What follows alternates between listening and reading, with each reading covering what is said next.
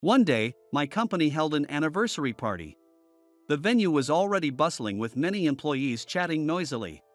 There were about 30 minutes until the party started, so I sat down on a nearby chair to wait. Then, James approached me. "Hey, you actually showed up. By the way, where's your wife? She's running late because of work." James always pestered me, and honestly, it was getting on my nerves. Why so cold? Does she have some secret job you can't tell anyone about? Come on, show us the wife who matches your dull looks. I was at my limit after he insulted my beloved wife. Right then, someone appeared, throwing the venue into a state of panic. And James, who had been insulting me, started down a path of misfortune. My name is John. I'm 26 years old. After graduating from college, I started working at a trading company. Another person from the same college joined the same company, and his name is James. We joined as peers, but I was shocked by the difference in how we were treated. You see, James is what you'd call a handsome guy. Even I, as a man, had to admit he had model-like good looks and a great build. He's about 6 feet 2 inches tall. James had been popular since college, and that didn't change after joining the company. He was always surrounded by female employees and often had lunch with them. I'm the complete opposite of James. I've been mocked for my looks since I was a kid and have no confidence in myself. So, I've always tried to avoid drawing attention. But James always found a way to pick on me. This had been going on since college when he once humiliated me. It was during the annual Mr. University contest at our university. Known as the Mr. Contest. Our university's Mr. Contest was a big deal, getting a lot of attention on social media. Of course, James entered, but the problem was that someone entered me too. I would never enter myself and had no memory of doing so. Someone must have done it for a laugh. I figured everyone would lose interest eventually, and since I'd get eliminated in the preliminaries, I decided to endure it for a bit. But I made it to the finals. It was obviously rigged. Someone must have tampered with the votes. I tried to withdraw, but since it had been publicized on social media, dropping out midway wasn't allowed. So, I was forced to stand on stage. The person standing next to me in the finals was James.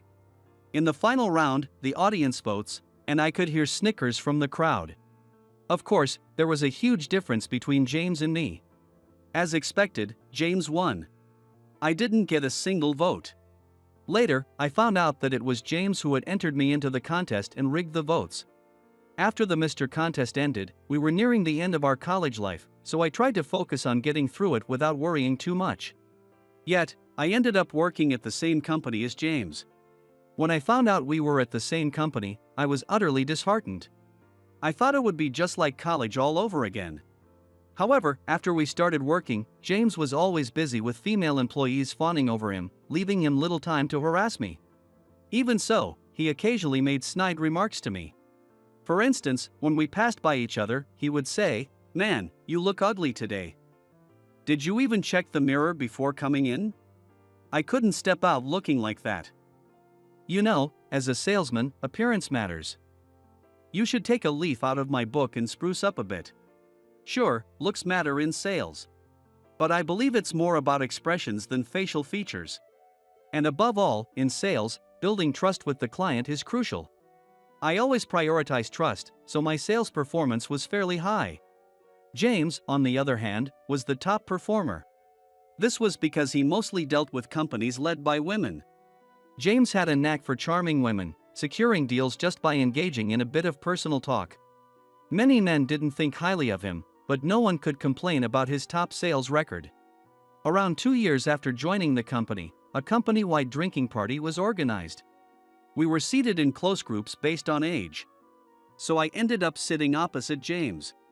Since we had a 3-day weekend coming up, everyone seemed to be drinking at a high pace. James was already drunk by the time he started picking on me again. "So, I hear you're married." "Yeah, so what? But you didn't invite anyone from work to the wedding, did you?" "Isn't that strange?" "Not really. More people are having small, family-only ceremonies these days. You didn't invite anyone because you're too embarrassed to show your wife, right?" "That's not it at all. As I tried to explain, James burst into a crude laugh.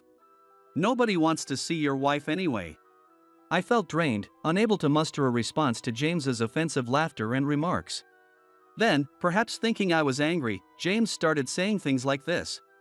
Don't be mad. We were Mr. Contest buddies, remember? Colleagues around us reacted to his statement. Mr. Contest? Yeah, it's a contest held at our university every year to pick the best-looking guy. And both James and John competed in it? One colleague inquired with a puzzled look. Yep. It's hilarious that this guy entered the Mr. Contest. And we went head-to-head in the finals. Of course, all the votes went to me. And he got 0. At that moment, I truly hated James. Our colleagues looked uncertain how to respond and quickly changed the subject. The rest of the drinking party was hellish for me. After the Mr. Contest topic came up, I didn't speak to anyone, drinking alone in a corner. Honestly, I started thinking about changing jobs. But the reason I've been able to endure at this company is because of my wife. I'm home. I was heavily intoxicated from all the stress drinking and stumbled into the house completely drunk. My wife, Emma, welcomed me home with a smile. Welcome back. How was the drinking party today? It was awful. I never want to attend another one. Was it because of James again? Yeah. He always picks on me. I don't know why. You're good at your job, so maybe he's jealous deep down. I hope that's it, but he embarrassed me in front of everyone. That must have been tough. Let's just go to bed early and do something fun tomorrow to take your mind off it. Yeah, maybe we should go on a day trip. Sounds great. I have the day off tomorrow, so we can have fun from morning till night. Emma's smile saves me. I used to be gloomy and negative, but since meeting Emma, I've become a bit more positive. Emma is a very cheerful woman, always full of energy. Just seeing her makes me feel better. She's more than I deserve, balancing both work and household chores. Whenever I come home, there's always a warm meal waiting in Emma's smiling face. No matter how bad my day at work is, I recharge when I get home. The only thing Emma isn't good at is ironing. I've asked her to iron my shirts a few times, but she ended up burning them or putting holes in them, so I handle the ironing. Emma felt bad about it, saying, I'm sorry. I ruined your work shirts. I thought a good wife should be able to iron properly. But I can't do it at all. But in a marriage, you cover each other's weaknesses. So I didn't mind at all. Besides, ironing isn't a big deal. For someone like me who isn't good at cooking or cleaning, having Emma around is a blessing. I fell asleep feeling grateful for Emma. The next day, we went on a day trip to a hot spring. We enjoyed good food, relaxed in the hot spring, and felt ready to tackle work again. After a refreshing 3-day weekend, I was informed about the company's anniversary party. We'd had opportunities to hold the anniversary party before, but due to various issues like the pandemic and our president's health, this was the first actual event. Honestly, I didn't want to attend. The anniversary party has a tradition of bringing spouses. It's not mandatory, but most people bring their spouses or children. Since I'm married, my boss told me to bring my wife. I didn't want to take Emma, mainly because I didn't want her to meet James. You're not going to leave your wife at home, are you? She's busy with work, so I don't know if she can make it. Sure, just say she's busy so you don't have to bring her. I lost my temper at James's remark. Fine, I'll bring her. Wow, scary. I'm looking forward to it then. I bet your wife is just like you. That night, I told Emma about the anniversary party. I can make it that day. I might be a bit late because of work, though.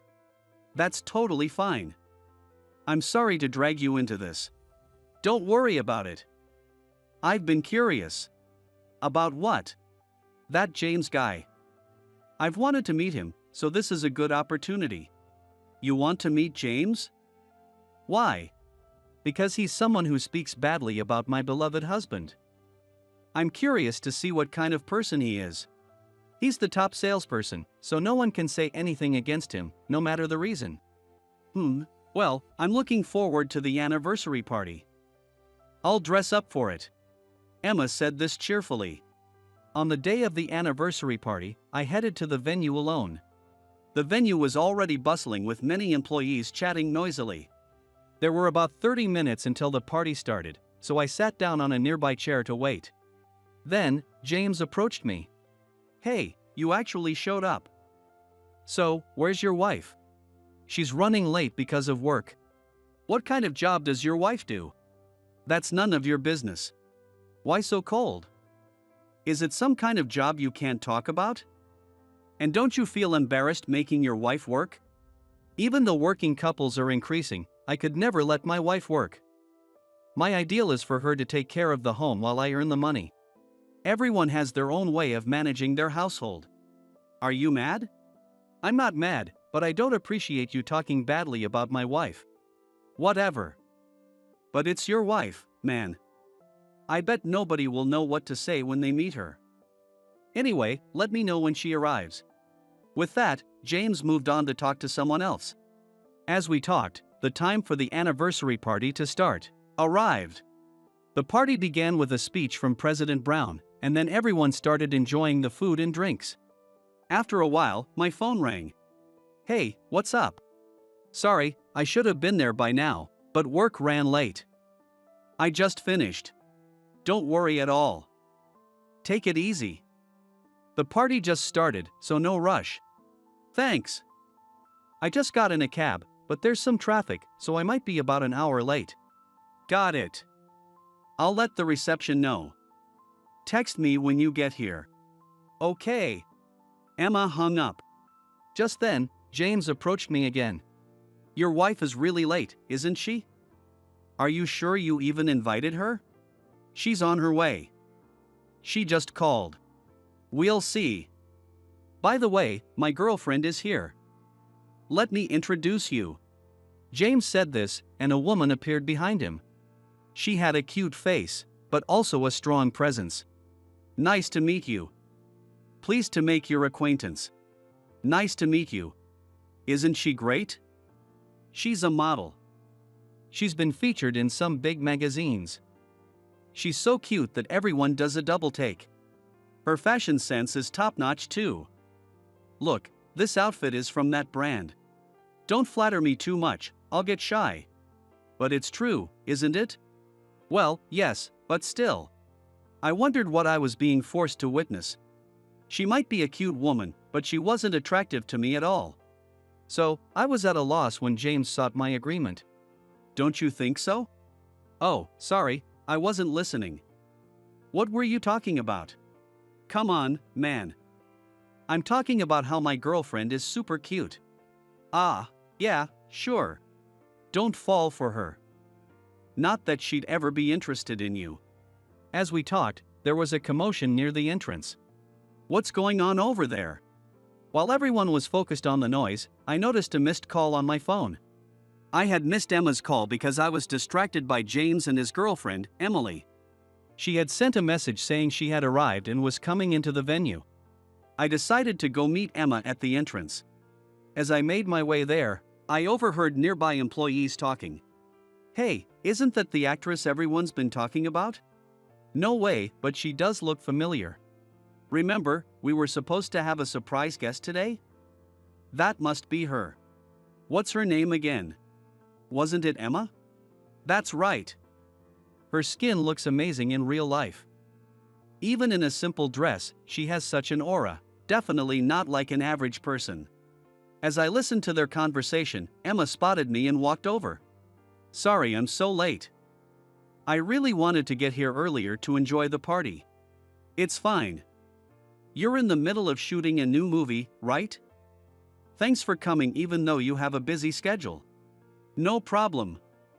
I love parties, so I was really happy when you invited me." As Emma and I talked, the surrounding chatter grew louder.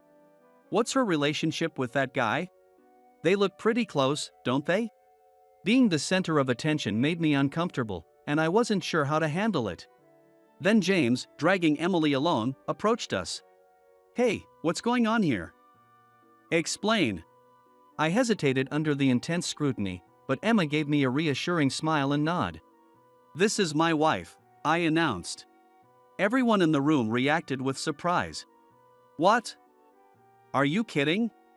I'm not joking. There's no way you married someone that beautiful. After a moment of silence, Emma spoke up. Nice to meet you. I'm Emma, an actress.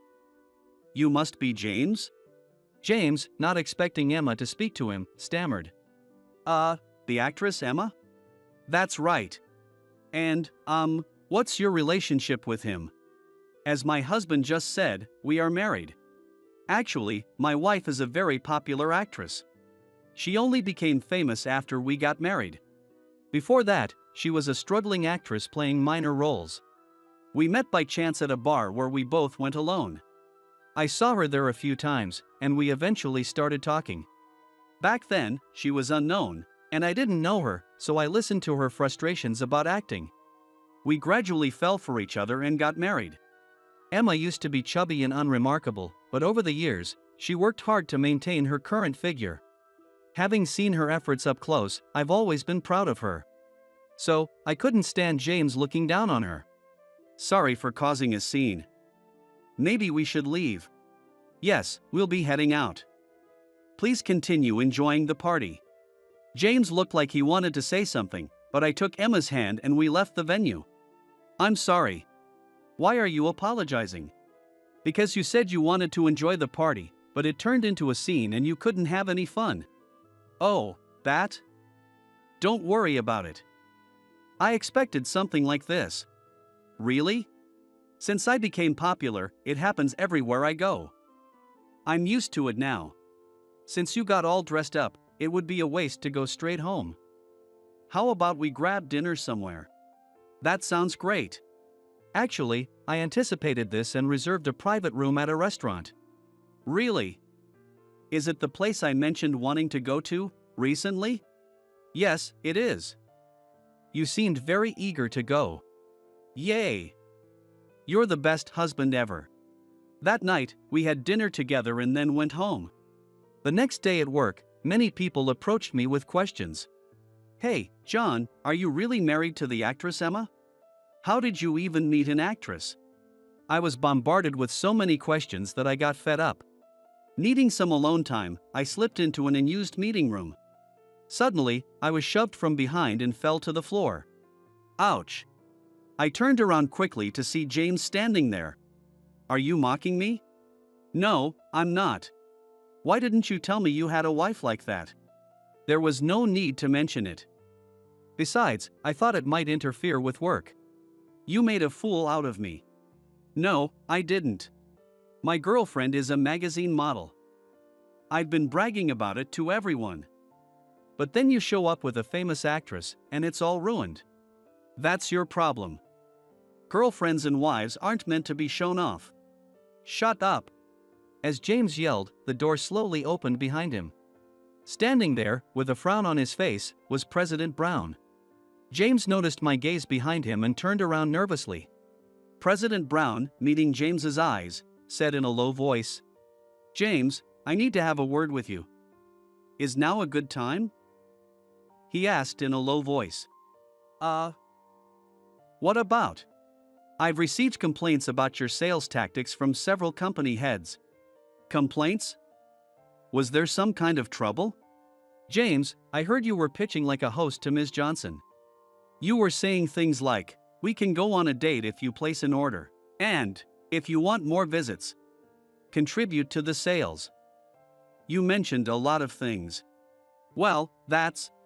In the end, you even demanded money, saying you needed it to go to a hospital. Even President Johnson found it suspicious and reported it to me. Do expect some consequences. You can go home for today. Also, I'd like to have a word with you too, John. Is that all right? I was startled by the sudden mention of my name. Yes, of course. I replied, bracing myself, fearing I might be in trouble too. James looked at me with a smug expression as if expecting me to get in trouble as well. John, your sales performance is decent, but your clients speak very highly of you. They appreciate your attentive and sincere approach. Therefore, I want to give you more responsibilities. How do you feel about that? Could you clarify what you mean? I'm offering you a position as department manager. You're still young, so I understand if you have concerns, but I'll be here to support you. Really? I'm honored and will do my best. And so, I was promoted to manager. Meanwhile, James's previous actions caught up with him, causing him to lose all his clients.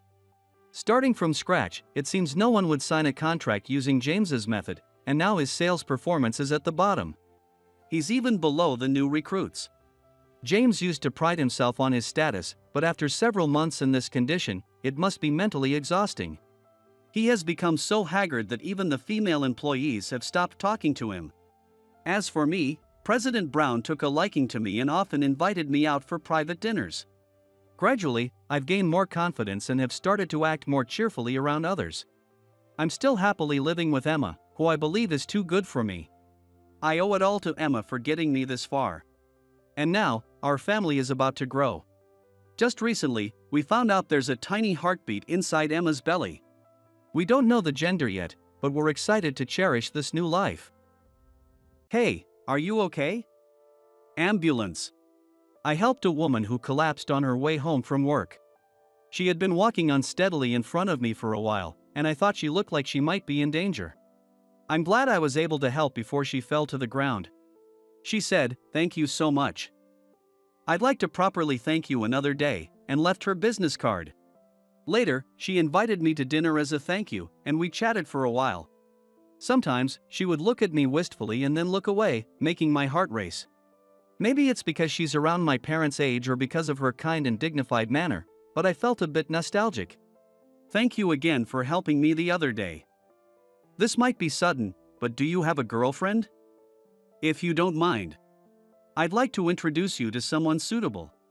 I was a bit surprised by her sudden offer, but seeing her hopeful gaze, I agreed. Well, I guess I could just meet her. She brightened up and said, "Then, let's meet here again next week," and resumed our meal. Just as she said, the match she proposed was almost too good for me, and I hit it off with the person, feeling truly glad I came. However, this match ended up turning my life upside down. My name is John, and I'm just an ordinary sales representative. Since graduating and starting my job, I've been leading a busy life. I work at a pharmaceutical company, and the development department is always researching new drugs, so there's a lot to learn. As a sales representative for a pharmaceutical company, I'm known as an MR. Since we handle drugs that can also be harmful, I always update my product knowledge and aim to sell correctly. Thinking this way, studying during breaks and after work is essential. I joined a pharmaceutical company because I wanted to help save people's lives. Therefore, I hated doing a half-hearted job and studied thoroughly, researching anything I didn't know right away. I vowed never to sell with incomplete knowledge.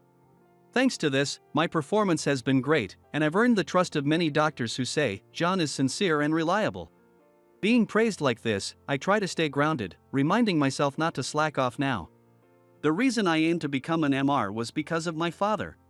I was raised by my father in a single-parent household. He worked and did all the housework perfectly, and I want to be a father like him if I ever get married. However, my father had a chronic illness.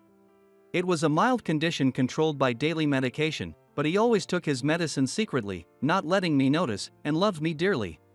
Seeing him like that made me want to work in healthcare. But being from a single-parent household, I didn't have the funds to attend a prestigious medical or pharmaceutical school. Nor was I smart enough to aim for a private university's medical or pharmaceutical department. So, I aimed for the science department at a private university, joined a pharmaceutical-related seminar, and set my sights on a pharmaceutical company. Even if I couldn't be in research, I wanted to deliver ever-evolving medicines to those in need as a sales representative. If possible, I hoped to relay feedback from users to the research department, contributing to the development of more effective and easier-to-take medications. My boss in the sales department is very strict. "John, are you ready for the sales visit?" She is Sarah, a woman who recently transferred from the research department and taught me everything about drugs. "Oh, you're in the sales department, but you study diligently." This was our first conversation on her first day after transferring. I still remember it. And the conversation continued. "John, keep up that studying. It will be your weapon. What is our job as MRs? To sell drugs?" That's half correct, half incorrect. I listened intently to her words. Our job is to deliver the right drugs, with the right knowledge, to the right place. Drugs can become poisons depending on their use. We indirectly hold people's lives in our hands. That's why we must thoroughly master our knowledge and convince the doctors. This was her teaching, which aligned with my own thoughts. The difference was her overwhelming knowledge. She had a background in pharmacy and worked in the development department, sharing her expertise with me. John, did you go through the materials from the other day? Yes, but I have a question about the drug interactions. During our commute in Sarah's car, we reviewed materials and held oral study sessions. This time was very precious and appreciated. Throughout the company, Sarah was known to be quite strict. I often got teased with comments like, "John, how do you manage under such a tough woman? Are you a masochist?" Well, she is strict, but her guidance is spot on. I know I'll be fine if I follow her lead, so I'm sticking with her. She may be tough, and people even call her team the military, but she never says anything unreasonable, always listens until the end, and never abandons her guidance. Although I've never seen her smile, she properly evaluates effort and sets higher goals. There's no doubt that I am where I am today because of Sarah. One day, I was walking home, completely exhausted. I had many hospital visits that day, moving from place to place. By the time I was heading home, it was already past midnight. Studying after getting home today seems impossible. With that in mind, I concentrated more than usual on my materials during the commute and ended up missing my stop. I decided to walk the extra station home, thinking it might be a nice change. The unfamiliar path felt refreshing. I didn't know this street existed. Maybe I'll leave home early, have breakfast at that cafe, and study there, I thought, walking home while daydreaming. Suddenly, I saw a woman walking unsteadily in front of me, looking like she might collapse any second. I thought she looked in danger, but I hesitated to approach her, thinking it might scare her. However, her unsteady steps suddenly halted, and she disappeared from view. Oh no! I threw my bag aside and rushed to her, catching her as she fell. "Hey, are you okay?" "Ambulance!" I lightly tapped her shoulder, but she seemed unconscious. I laid her down at the side of the road, using my jacket as a pillow. I took out my phone from the bag I had thrown aside and called an ambulance. Soon, the ambulance arrived, and as I was interacting with the paramedics, the woman suddenly sat up. "Where am I?" she asked, looking around. "Oh, you're awake. You collapsed while walking, so I called an ambulance." "You seemed unconscious. How long was I unconscious?" I briefly explained what had happened. "I see. Thank you so much. The paramedics are here now, so I'll be fine." "I'd like to thank you properly, but I don't have anything with me right now. Could I have your business card?" "Oh, no, please don't worry about it. It was nothing." Helping someone is just natural, so her gratitude felt a bit embarrassing. I was about to leave quickly, thinking it was enough that she was okay. "Please, let me thank you," she insisted. "If you insist." "Please don't worry about it," I said, handing her my business card before leaving. Even though I felt I hadn't done much, I thought about how dangerous it could have been for her to collapse alone at night and felt a bit better about myself. That night, I slept very soundly, feeling a sense of accomplishment.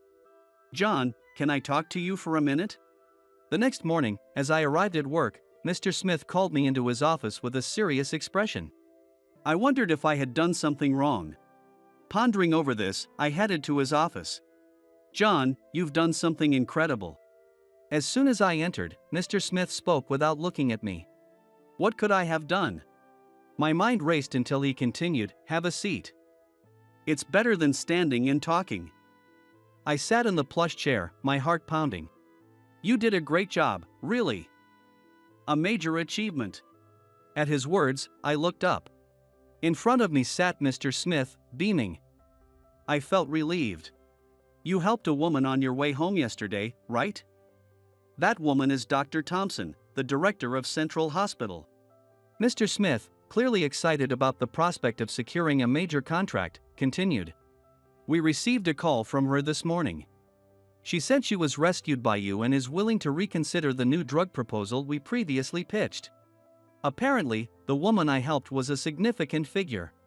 She is renowned in the medical field, consulted by major figures both domestically and internationally. This new drug pitch is a big one. I want you to handle it. It's a major opportunity, so you can take Sarah with you if necessary. Thanks to you, the company's future looks bright. Even if it's not an immediate contract, build a good relationship.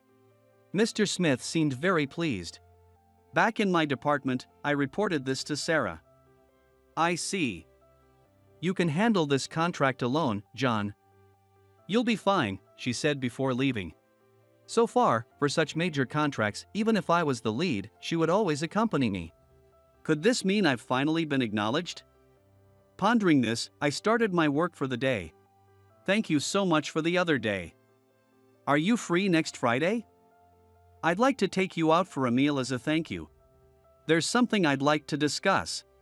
That same day, I received a call from the female doctor I had helped the previous night. She's really conscientious. Honestly, being thanked so formally felt a bit embarrassing, and I wasn't too enthusiastic, but after Mr. Smith's comments this morning, I couldn't refuse.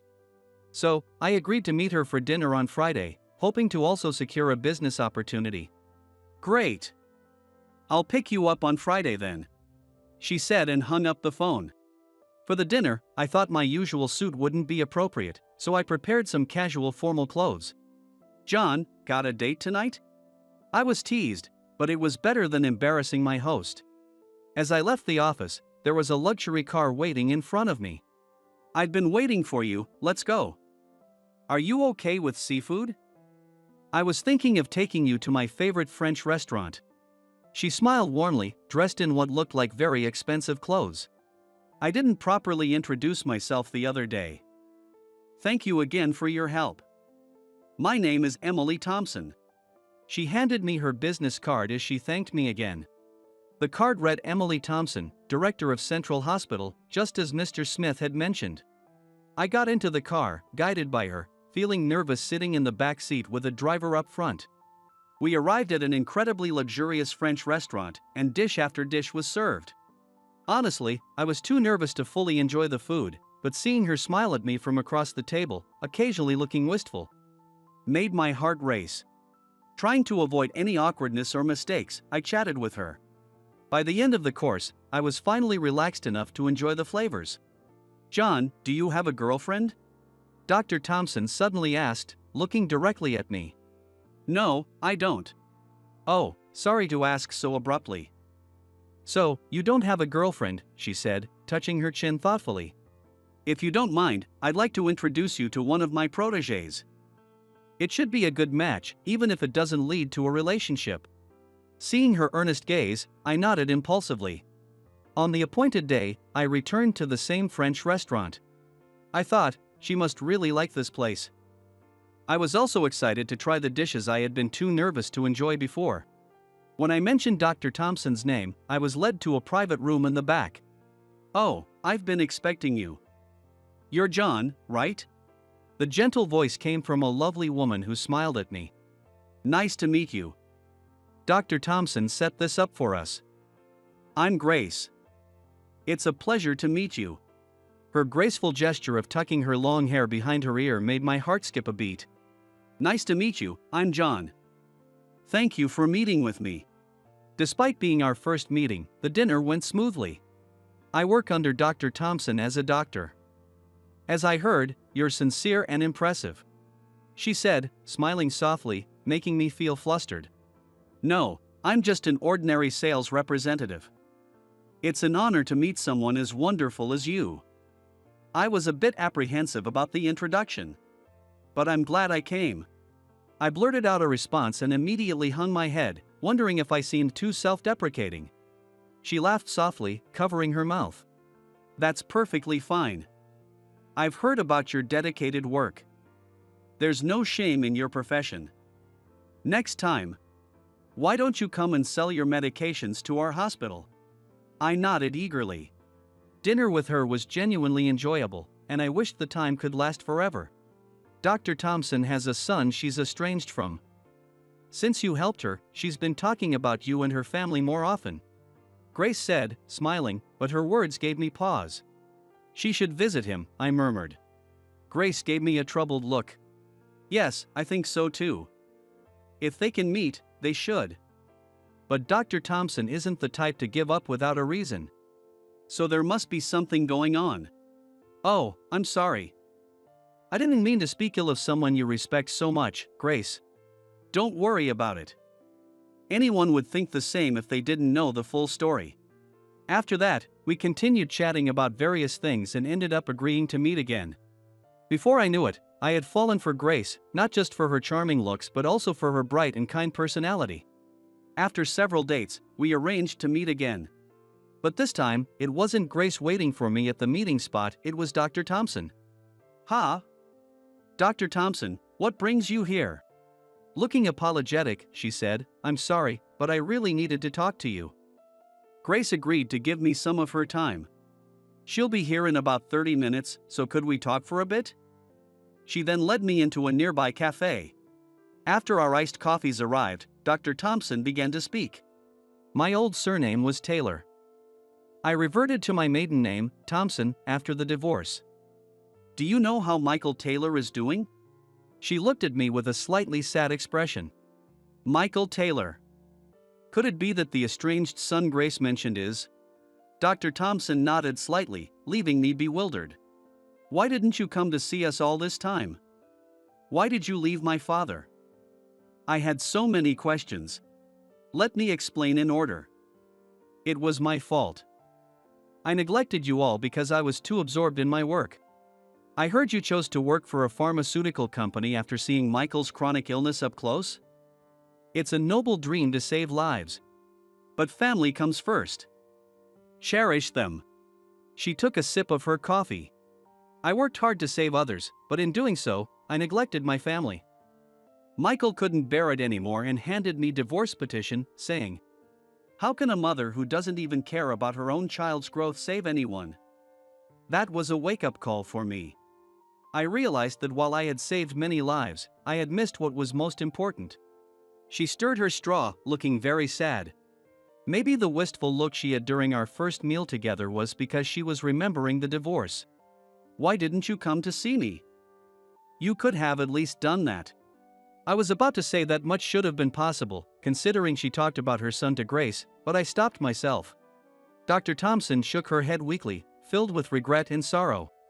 "Michael didn't forgive me. So, at first, I thought I'd keep my identity as your mother a secret." Seeing her weak smile, I didn't know what to say. "I'm glad we met, Mom." Hearing me call her Mom, she shed a single tear. "And I think Dad will forgive you too, if you talk it out. You've introduced me to a wonderful person, and I'm satisfied seeing your face again. Let's go to that French restaurant again." I was so nervous the first time that I couldn't taste the food. Turning away in embarrassment, my mom laughed. "Oh my, you say the same thing as Michael. All right, we'll go again. And it seems you really like Grace." It was a good match, wasn't it? I looked straight at her and nodded. "It's a promise, this time with Dad. Grace is amazing. She's such a pure-hearted woman.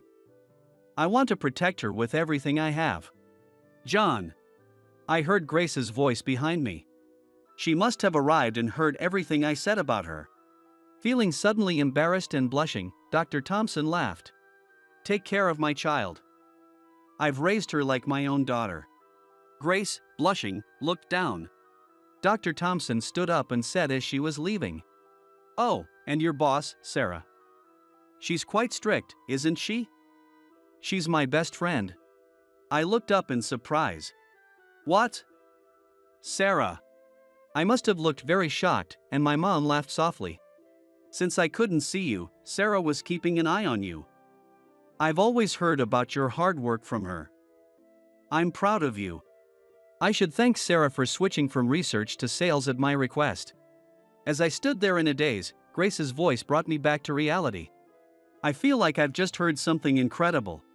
Smiling, she called over a waiter and ordered tea and a refill of my coffee. "So, where should we go today?" Her innocent excitement about our date made my heart warm, and I decided to address everything later. I focused on her for now. So, you heard everything, huh? Later, during a break between sales calls, I told Sarah about the conversation I had with my mother. So, I guess my job here is done. John, you've really done well. Do you remember what I told you when we first met? I nodded. An MR indirectly holds people's lives in their hands. I fully agreed with that sentiment and had joined the pharmaceutical company with the hope of saving lives indirectly. You really take after Emily. Why didn't you become a doctor? Sarah laughed heartily, and I was taken aback. It was the first time I had seen her smile. So, you do smile, Sarah. Of course, I'm human. Once Emily asked me to look after you, I made it my mission to get you ready for the world. She said, puffing on a cigarette. I'm transferring back to the research department in the next rotation. You're more than capable of handling things on your own now. If you need anything, just drop by the research department. Thank you for everything. She then shared some memories with me. Emily is pretty awkward, you know. She couldn't balance work and family, so Michael left her. My parents and Sarah were college classmates. Michael is stubborn too. He knew Emily couldn't balance everything. Even now, both Emily and Michael keep in touch with me. They both care about you a lot. Apparently, my father had also been checking up on me through Sarah. When I teasingly told Michael that you work as well as Emily does, he made a complicated face. He still loves Emily. He can't forgive himself for not forgiving her for neglecting the family. She extinguished her cigarette, waved, and walked away. A few years later, my parents had remarried. After my talk with Sarah, I went straight home and told my father about my mother. Dad, let's go to Mom's favorite French restaurant together.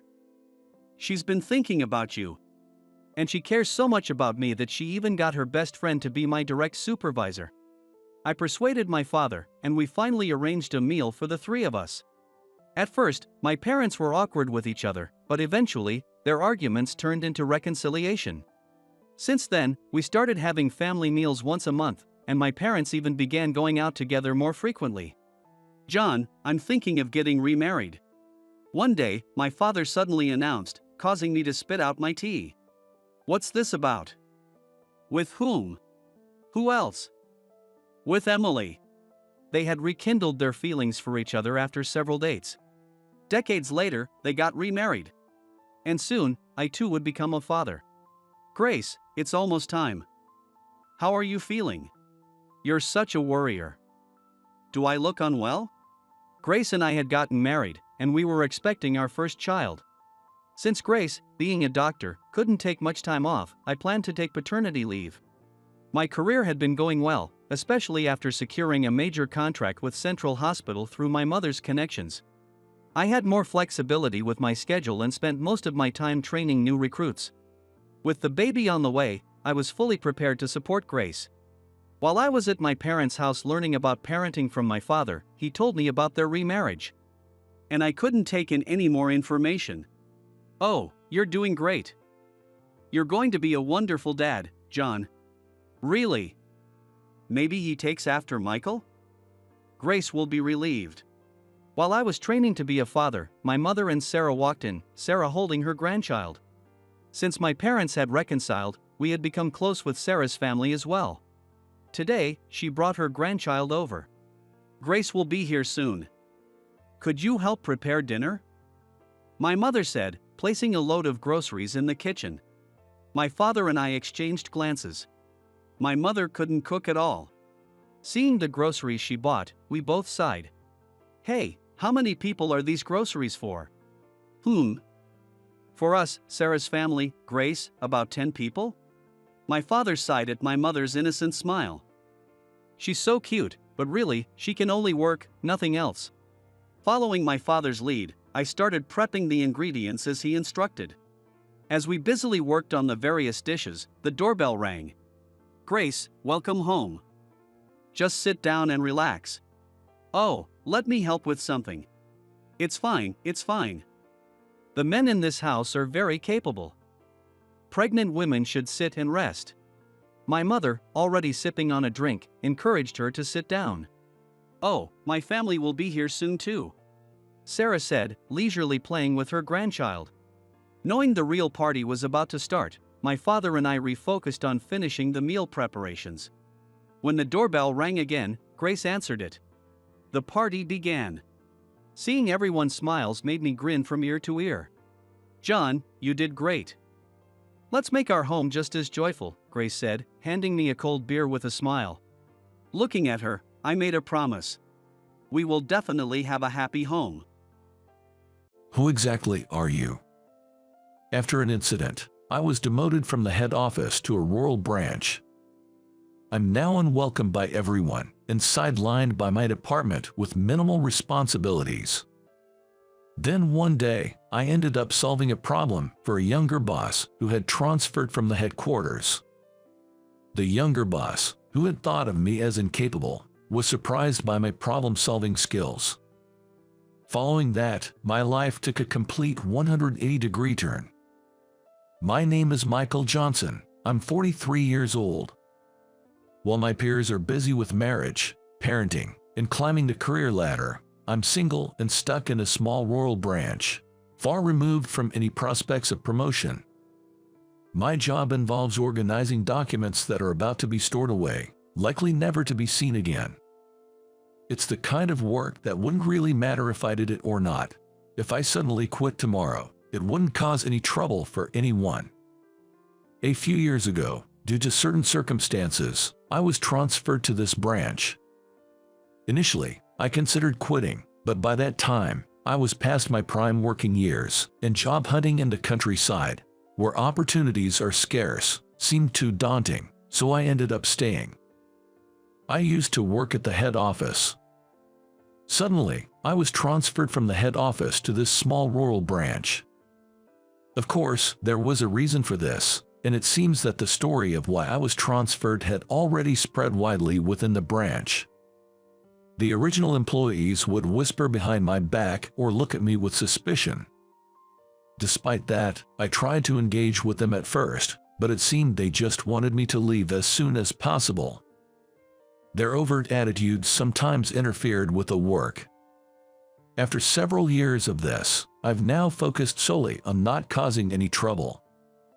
I'm treated almost like I don't exist. At best, I'm harmless. At worst, I'm ignored. But reaching this state also required a lot of effort and humility on my part, so in a way, it's a satisfactory outcome for me. Then one day, a new manager, a transfer from the head office, joined our branch.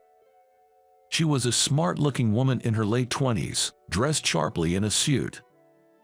Unlike my demotion, her transfer was part of grooming her for a future leadership role. "My name is Sarah. I look forward to working with you." She introduced herself, exuding the air of an elite with a confident demeanor. Initially, she seemed a bit stiff, but as she settled in, she began to show more of her youthful, vibrant smile. However, just because she has moved, it didn't change my job in any way. Even though she was my direct superior, there was little interaction between us, given my sidelined position. Sarah held individual meetings with all employees soon after arriving. When it was my turn, I explained my work situation as it was. Sarah frowned and seemed to want to say something, but she didn't, and the meeting ended without any changes to my situation. In the end, my work and life remained unchanged. I spend my days doing meaningless work and head home once it's time to clock out. At home, all I do is eat and then go to sleep. My daily life hasn't changed at all from before. With so little work to do, I even spend my breaks leisurely. I often finish my lunch quickly and then take walks around the office to pass the time. Lately, I've noticed Sarah frequently using her phone in secluded spots. Being a young woman, she might be in touch with a boyfriend, I thought. However, Sarah always looked troubled during these moments. Wouldn't she look happier or more excited if she were talking to her boyfriend? I found that a bit curious. But even though I've seen this scene many times, I figured it was none of my business. I hadn't paid much attention to it before, but yesterday, I saw Sarah again, and she looked even more troubled than usual. I just couldn't get her distressed face out of my mind. Even if she had a serious problem, it's unlikely she would turn to someone like me for help, so I decided to carry on as usual. The next day, I arrived at the office first, as always. If there's one good thing about being transferred here, it's that I've been able to lead a healthier lifestyle. With an early-to-bed, early-to-rise routine, and leaving work on time, my health is in top shape. Living alone, I cook my own meals not just on weekend, but every day. Bringing my homemade lunch and starting the day by wiping down my desk in an empty office has become my daily ritual. Previously, after I arrived at work, William, who is nearing retirement, would usually come in next, but that order changed after Sarah moved. And today, as usual, Sarah came in a while after I did. I greeted her, but noticed her complexion looked worse than usual. Today, her face was particularly pale. While watching her, I suddenly realized something. Come to think of it, she used to smile so much at first, but lately, I haven't seen her smile at all. Concerned about her extremely pale complexion, I was about to suggest that she go home, when I heard an "eh" from her desk. At that moment, William arrived, and both he and I turned our gaze towards Sarah. In the direction of our gaze, there was Sarah, pale as a ghost and trembling violently. She was shaking so uncontrollably that the phone she was holding fell to the floor with a dull thud. Seeing Sarah in such a state, I instinctively rushed over to her and asked, "What's wrong? Are you okay?" Then I saw the screen of the droppable phone.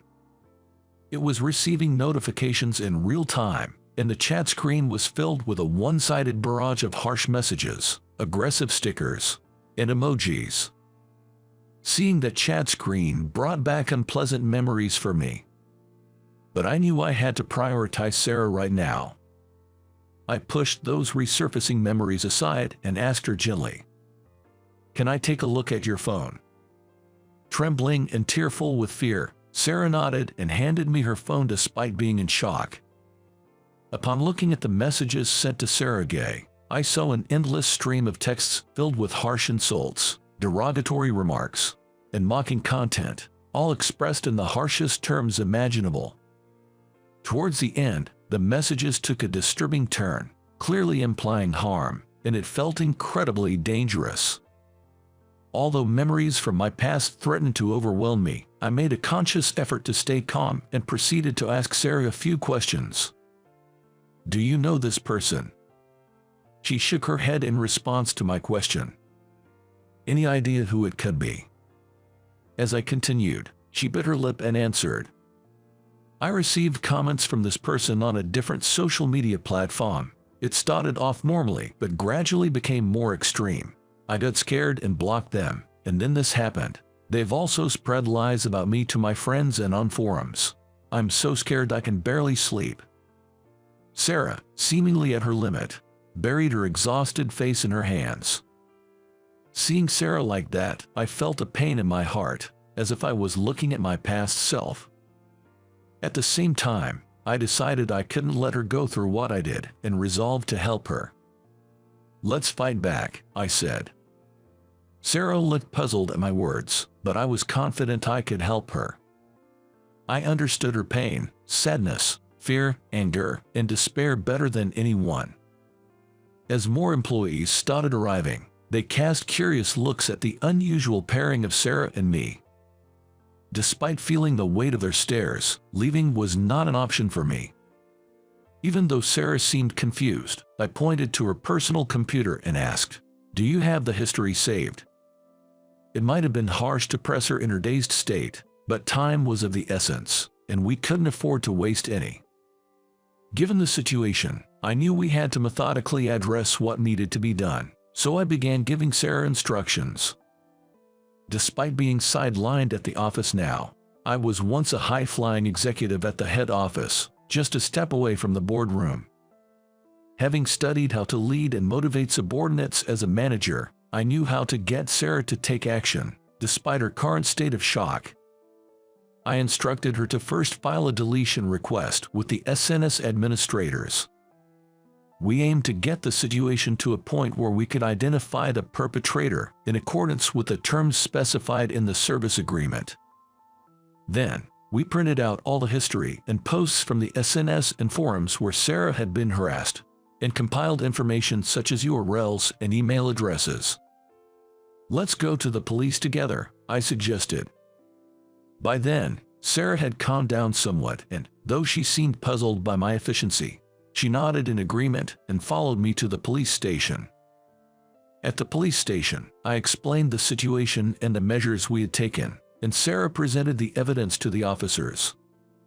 I emphasized to the police, who didn't seem to grasp the severity of the situation, the rapid escalation of the harasser's messages, their repetitive use of certain phrases, and the extensive collection of Sarah's information, indicating a high likelihood of habitual stalking and a clear threat of physical violence. The officers, struck by the seriousness of our case, even questioned our relationship. Despite the rumors that might arise about a young woman being involved with an older guy like me, I couldn't help but deny it in a panic, which ended up amusing both the police officer and Sarah. Considering the current situation, the culprit hasn't been identified yet.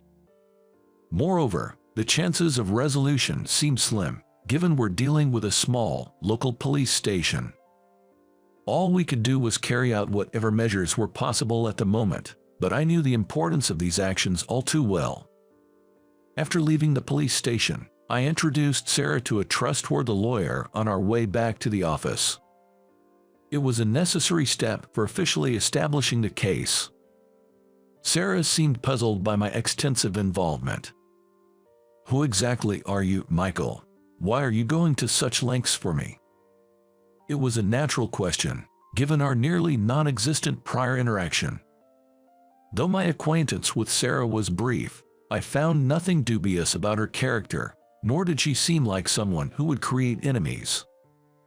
That's why I felt it would be terribly unfair for her bright future to be ruined by vile individuals. I didn't want her to go through the same experiences I had. But unable to convey this to Sarah, I awkwardly brushed it off. "Nah, just happened to know a thing or two." Eventually, the man behind the harassment and threats towards Sarah was apprehended. He was a complete stranger to her, but apparently, the SNS platform had notified him that they were a good match. Using the information from Sarah's SNS, he began to obsessively project his ideal image onto her. The content he posted on forums, portraying himself as an ex-boyfriend, made me acutely aware of the dangers of sharing personal information online with strangers. After the ordeal with Sarah was resolved, I returned to my routine at the office. However, to my surprise, I wasn't the first to arrive that day. When I got to the office, Sarah was already at her desk, greeting me with a bright smile. "Good morning," she said. Initially surprised, I too returned the greeting with a smile upon seeing her carefree smile, saying, "Good morning." As I was about to sit at my desk, Sarah marched up to me. She said, "Could I have a moment?" while pointing outside. I had thought our paths wouldn't cross again after resolving the issue. I was wondering what was going on, but I followed her lead. We stopped in front of the bulletin board used for company announcements. Sarah, with a childlike excitement, unveiled a notice with a "ta-da." I braced myself for potential bad news.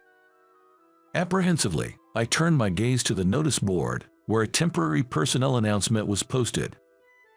My name, current position, and a transfer to the head office's new CSIRT department were detailed in the center. Caught off guard, Sarah explained the new department to me with a face beaming with joy, as if to say the surprise was a huge success. The CSIRT department, she elaborated, was established as a specialized division within the company, extending beyond mere internal security to focus specifically on issues like information leaks. She then revealed her secret. Actually, I'm the niece of President Charles. Though I was hired on my own merit, it's undeniable that my situation greatly influenced the establishment of this department. She shared the backstory of the department's inception and chuckled mischievously. Seeing my astonishment, Sarah seemed pleased. She then shared something Mr. Charles had told her. It's true I asked for your help, but beyond that, Mr. Charles has long wished to bring you back to the head office. Despite the difficulty in overturning decisions in such a large company, he regrets exacerbating the hardship of a valued employee. As a family member and someone you've helped, I sincerely apologize. I'm truly sorry. With that, Sarah apologized to me. Indeed, I was once on a fast track at the head office, well regarded by Mr. Charles. However, amidst my rapid progress, an incident occurred in the neighborhood where a girl went missing. Of course, I was aware of the news, but I largely brushed it off as someone else's problem. At that time, I was living in a suburban house with my wife and 2 daughters. However, I was practically only coming home to sleep, so I knew nothing about the neighborhood or the people living in it. Therefore, it should have been an incident that had nothing to do with me. But some time after the disappearance, my name was somehow posted on a popular bulletin board as a suspect. Before I knew it, my address, family, social media accounts, and workplace were all exposed, and I was condemned as a criminal by the public without my knowledge. My family and I were harassed by the media and onlookers to the point that we couldn't even return home. I was suspended from work and had to attend police inquiries. For a while, my family and I took refuge in my in-laws' house far away, but after a few weeks, even my in-laws, who initially welcomed us warmly, started to look at me with suspicion. Feeling the awkwardness, I discussed leaving with my wife, but she and my daughters couldn't even look me in the eye. Realizing I had no place left, I silently packed my bags and moved to a hotel alone. It was then that I truly realized how much I had neglected my family bonds by focusing solely on work, but it was too late. Since then, I've been hiding alone in cheap hotels like a real criminal. I kept wondering how long this life would last, constantly haunted by the worst thoughts. Months later, the girl's case was suddenly resolved. The culprit was a university student from a distant state who had contacted her through a website for runaways. He lured her to his home through clever manipulation on social media and confined her there.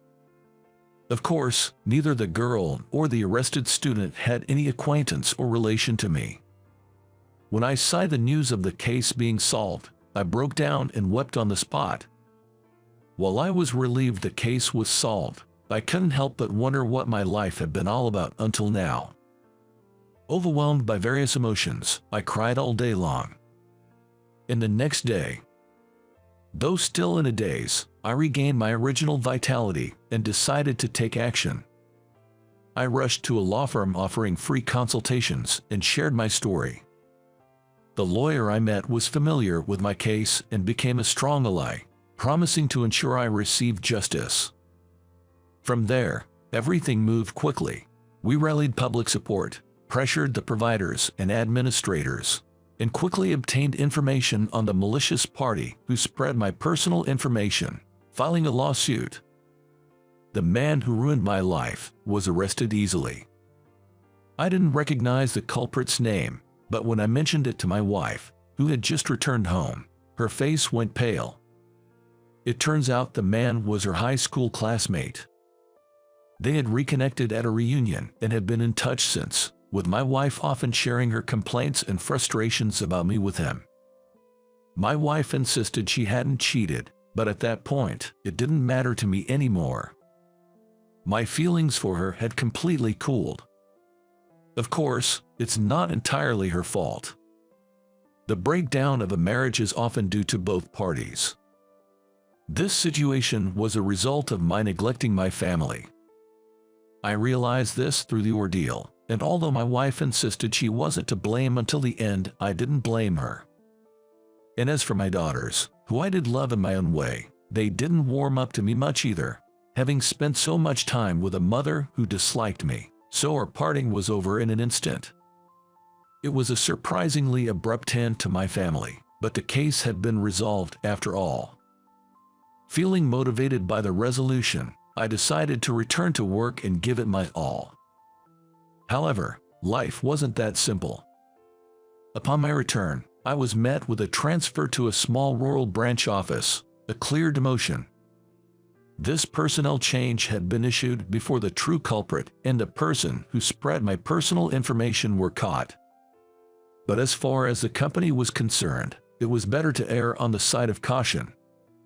I was expected to take responsibility for causing a stir. Having just returned and faced with this decree, I even considered quitting. But with a trial still pending and essentially nothing else left for me, I accepted the transfer. And so, I was assigned to the current branch. Despite being viewed as an unwelcome presence, as if where there's smoke, there's fire, I continued to be part of the company, eventually becoming the man who doesn't work. Although I was reminiscing about the bitter memories of the past, I couldn't help but smile at the story about Mr. Charles that was conveyed to me by Sarah. I indeed had my concerns about the treatment I received at the time.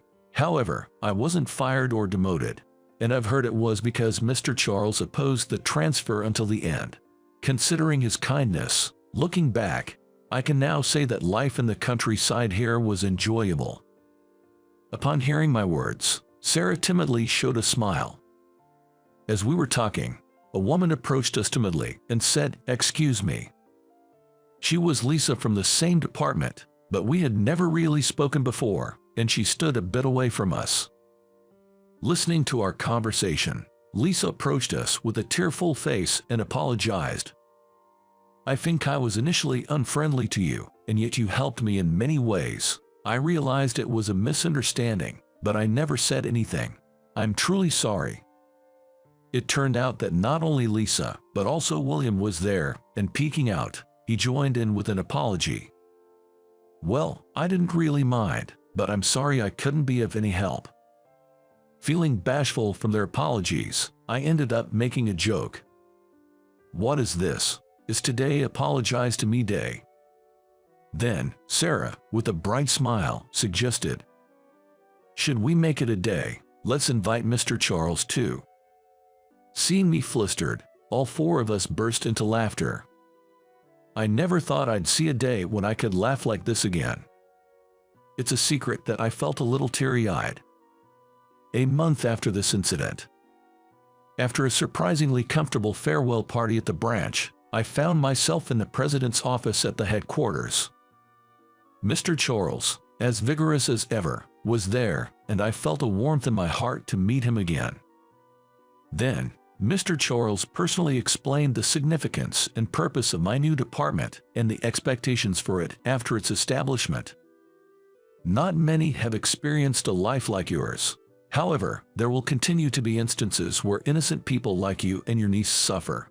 It's presumptuous for a company that couldn't be there for you at that time to say this, but it's precisely because of the regret from that time that I strongly felt the need for a department that can protect not only the company, but also its employees. I believe you, who understand my requests and the meaning of the department, are the right person to lead it. I'm counting on you." Feeling a surge of resolve at his words, I firmly responded, "Yes." And so, I returned to the headquarters as the head of the new department. I was warmly welcomed by those who knew me from before. I received offers of cooperation from many people, and the feelings of disappointment and emptiness I had when I left seemed to finally disappear. I thought I had no allies, no place to belong. But I realized that there were always people who stood by me. Life is unpredictable.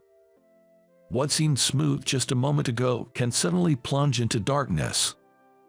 Conversely, when you think it's all over, you might find joy in unexpected places and pleasant surprises waiting for you. Having gone through various experiences, I've come to truly understand what life is about. Just as harsh natural conditions can create beautiful landscapes, I'd like to think that my experiences have added some depth to me as a person. Now, I stand in front of the new department that has become my place, once again. Slapping my cheeks with both hands to psych myself up, I say all right, out loud, and step into my new department, ready to start anew. I've always had someone unforgettable from my high school days who I had a crush on. Holding the class reunion invitation that was in the post, I made a certain resolution. If she attends this reunion, I want to convey the feelings I harbored during high school to her. With that vow in my heart, I decided to attend the reunion. Little did I know at the time that this decision would change my fate. My name is James, just an ordinary office worker you'd find anywhere. Single, with no significant other. As all my friends started getting married one by one, I felt left behind. But with my busy work schedule, I didn't have the luxury to find a partner. Then, one day, could this be? When I got home and checked the mailbox, there was an envelope labeled Class Reunion Invitation. Upon opening it, I found an invitation to a high school reunion. The invitation contained a QR code, which led to a web page where I could indicate whether I was attending. Although the reunion was scheduled for Saturday, it fell during a busy period at work, making it difficult for me to attend. I wanted to see my high school classmates, but it seemed I had no choice but to miss this time. Just as I was about to give up and tap will not attend to send it, I remembered something. Madison. A name I had almost never thought of until today suddenly popped into my head. Madison was the girl I had been infatuated with throughout my 3 years in high school. I tried to recall the delicate and beautiful Madison from back then. If Madison is going to be there. Of course, it wasn't like I still had feelings for Madison. But I was just curious about what had become of Madison, whom I hadn't seen since high school. Driven by the thought that Madison might be there, I tapped the "Will Attend" button and sent it. And then, the day of the reunion arrived. At the venue, familiar faces were joyfully catching up, their conversations blossoming. With a glass of iced tea in hand, I looked around for Madison. Ah, there she is. Madison was surrounded by several women, being showered with compliments like, "You've become even more beautiful, and you were cute in high school, but now you're even more stunning." Indeed, Madison had become more beautiful than she was in high school. Her beauty had been refined even further. As I stared at Madison, she seemed to notice my gaze and turned to smile at me. Is she looking at me? Maybe I stared a bit too intently and quickly averted my gaze. James, right? Yes. It's been a while. Is everything okay? Huh? You were looking my way so intently. I thought you might have something you wanted to say. Oh, no, it's nothing like that. The light purple party dress suited Madison frighteningly well. Just a brief conversation with Madison, and my feelings from back then quickly came rushing back. I guess I haven't forgotten about Madison at all. By the way, I heard earlier that you're really busy these days, right? Yes, well, somewhat. I wonder who told her. Even so, you made time to come to the reunion. Was there someone you wanted to see? Huh? Because, you know, if we wanted to contact our high school classmates, we could do so anytime we wanted to, right? Caught off guard and at a loss for words, I was left speechless. Watching me fumble for words, Madison chuckled amusingly. Feeling suddenly embarrassed, I laughed awkwardly while scratching my head, trying to play it off. As Madison and I engaged in casual conversation, we discovered we shared common interests, like enjoying walks and frequently going to the movies on weekends, which brought us closer. Hey, Madison. Do you have time after this? What? If it's okay with you, instead of going to the after party, would you like to grab a drink with me? As our conversation flowed, I realized that I still had feelings for Madison, reigniting my old unrequited love. Madison was momentarily surprised by my invitation, but quickly smiled and accepted it with "I'd be delighted." As the reunion came to an end, we started looking for a place to go. Considering we shouldn't stray too far from the station, while mulling over various options. "Hey, how about this place?" "Oh yeah, that looks good. Let's go there." "Sure." The place Madison suggested was a small bar located in a corner of an old shopping district. Once inside, we found it to be quite cozy. It was quiet and had a great atmosphere. The bar was run by a middle-aged couple who were both kind and attentive, leaving nothing to be desired. Madison and I sat side by side at the counter. Looking through the menu, we found a wide variety of dishes. "Wow, this is amazing. Really, it's hard to choose." Madison also flipped through the menu, seemingly undecided. If you're having trouble deciding, the daily special is a good choice. "What's the daily special?" "Today, it's buffalo wings." The lady of the house recommended the daily special, and both Madison and I decided to go for it. Satisfied with the delicious meal, Madison and I spent a pleasant and calm time together. Perhaps due to its inconspicuous location, the bar was quiet with only a few other customers besides Madison and me. "What made you two decide to open this place?" While observing the well-coordinated couple, Madison asked them. The wife was momentarily surprised but quickly smiled. "We always talked about opening a place where we and everyone else could smile and spend a relaxed time ever since we met." "Wow, that's wonderful." The wife laughed at Madison's reaction, while the husband shyly averted his gaze. After that, Madison and I spent our time at the bar, occasionally chatting with the couple. Couples like them are wonderful, aren't they? During a pause in our conversation with the couple, as the husband went back to cooking and the wife to attending other customers, Madison whispered, "Huh? Don't you admire it? A peaceful couple like that. It's nice, isn't it, to run a small but cozy place like this?" I was momentarily taken aback by Madison's unexpected remark. However, Madison's words led me to a certain resolution. I took a deep breath and turned my body to face Madison, who was sitting next to me. "Hey, Madison." "Yeah." "Do you have a partner now?" "No, I don't." Madison's cheeks were faintly red as she said this. Was it because of the alcohol, or perhaps? "I see. Like you, I'm too busy with work to have time for a partner. Work is my lover, you could say." Madison laughed amusingly and took a bite of her chicken. "So, Madison, you're busy with work too. What do you do?" "I'm a public servant." Madison answered shortly, without turning her gaze towards me. "A public servant, huh?" I imagined Madison working at an office, reaching out to help those in need. That suits her. Madison had always been kind and gentle since our school days, so it seemed like the perfect job for her. "What about you, James? What do you do?" "I'm just a regular office worker, nothing special." "I see." Madison seemed to be enjoying the conversation. It was getting late into our meal. "Sorry, I'm going to use the restroom." "All right." "Okay." After watching Madison head to the restroom, I called over to the bartender. "Excuse me."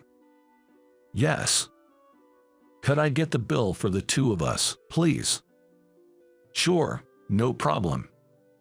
The bartender's wife promptly moved to the cash register after overhearing our conversation. As I took my wallet and headed towards the register near the entrance, the door to the bar opened with a loud noise. There's hardly anyone here. A group of 6 rowdy-looking individuals entered the bar as if they owned the place. All right, this spot good. Yeah, it's empty, anywhere's fine really. What do they have here? No idea. The ruffians spread out the menus on the table and started discussing loudly what to order. Hey, that looks good. What's this? This is... The group began to make a lot of noise, talking loudly. And then, unbelievably, they started bothering the other customers who were just trying to enjoy their meals. Their intimidating appearance seemed to terrify the other customers, who were met with smirks from the ruffians. Don't be so scared, we're not gonna do anything to you. Yes, we just wanted to make friends by talking to you, that's all. Hey, hurry up and take our order. The once quiet bar became noisy. The bartender stopped cooking, unsure of how to handle the sudden situation, while his wife looked on the verge of tears as she watched the ruffians. I couldn't stand the thought of these people ruining the peaceful atmosphere of a bar started by a couple who wanted to make their customers smile. Feeling I couldn't just stand by and watch, I decided to confront the ruffians. Hey, you guys. What do you want? Don't you care that you are bothering everyone around you?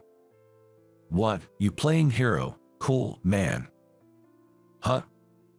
Mind your own business. We're paying our way, so it's all good. This place is for quietly enjoying drinks and food. If you can't respect that, you telling us to get out, what gives you the right to act all high and mighty? Then you're the one who should leave. How about we just rent out this place for ourselves?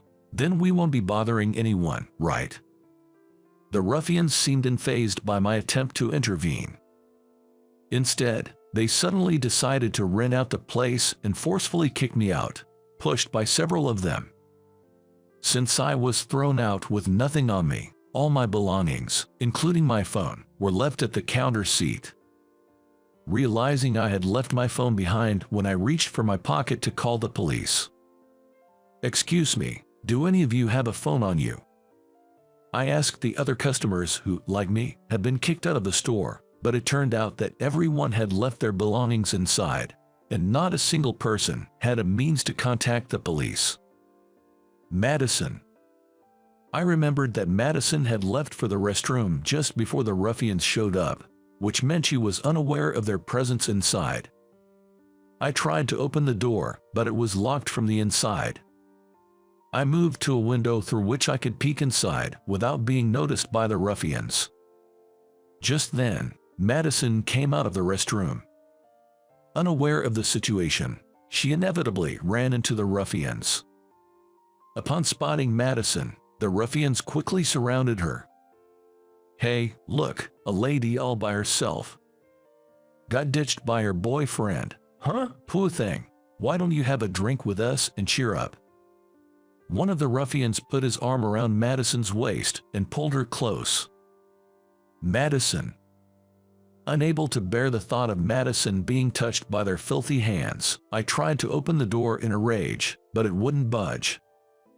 Even trying to force it open, I couldn't manage it alone.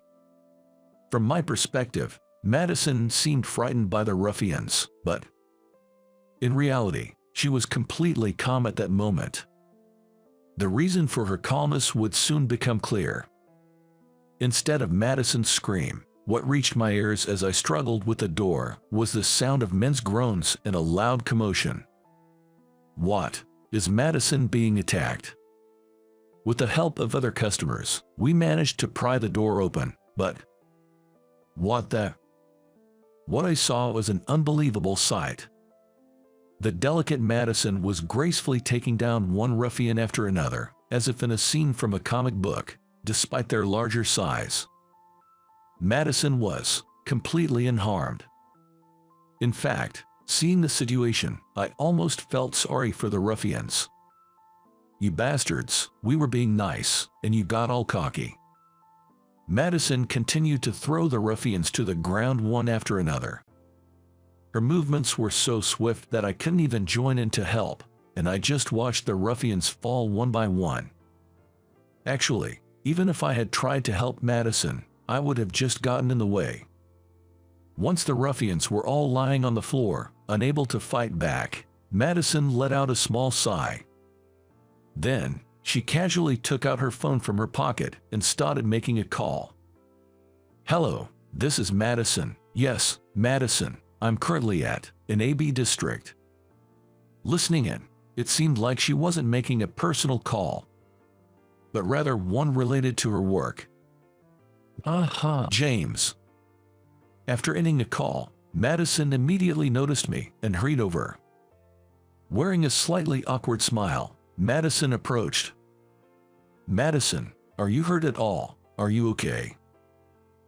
Yeah, I'm fine." "That's good to hear." Relieved to know Madison was unharmed, I could finally breathe easy. A few minutes later, several police cars pulled up in front of the store. They arrived quickly. Madison and I walked out of the bar together towards the cars. There, a police officer greeted her with a salute. "Good work, Madison. Great job."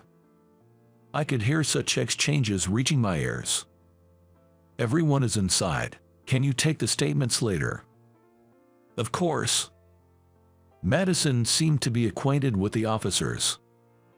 There were so many things I wanted to ask Madison, like whether she was injured, what had happened, and how she knew the police officer, but I couldn't find the words for any of it. After some hesitation, I decided to ask Madison the one thing that was on my mind. "Madison, are you by any chance?" "Yes."